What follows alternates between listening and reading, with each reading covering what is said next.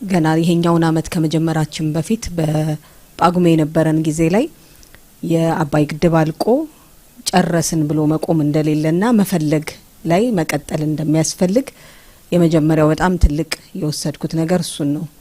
ምክንያቱም አንድ ነገር ለሀገራችን ያስፈልጋታል፣ ስለሚያስፈልጋት መትካት ያስፈልጋል ሚለውን መፈለግ በደንብ እንደሚያስፈልግ ያንን የፈለግነውን ደግሞ መከታተል በደንብ እንደሚፈልግ ነው ያየውበትና በጉብኝቱ ወቅት አንድ ቦታ ላይ ከላይ ሆነን በመናይበት ጊዜ ላይ ማለት ነው ወደ 128 ሜትር ደርሷል አሁን የግድቡ ከፍታ።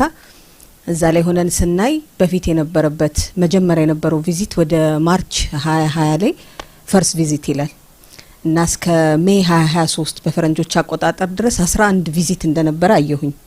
ከዛ በዚህ መካከል የነበሩትን ጊዜዎችና እንዲህ አይነት ክትትል በዛ ጊዜ ውስጥ የነበረበት አቅምን መፈለግ ብቻ ሳይሆን ለመፈጸም መከታተል በደንብ እንደሚፈልግ አይቼበታለሁኝና ከዛ በኋላ ያሉ ቪዚቶች ቁጥር አልተሰጣቸውም እንጂ በጣም ብዙ ቪዚቶች ከዛም በኋላ እንዳሉ ያሳያል።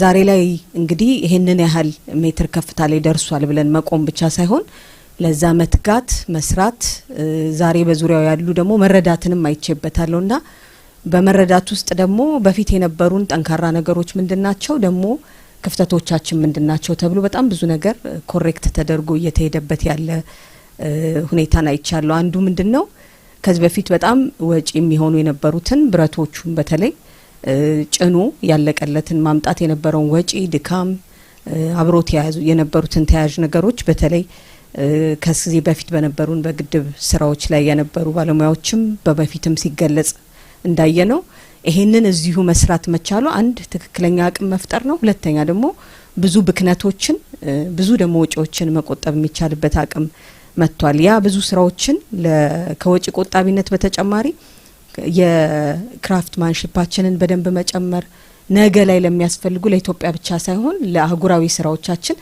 በጣም ጠንካራ ነገር መውጣት የሚችልበት ትውልድ እንደተሰራ አይቼበታለሁ።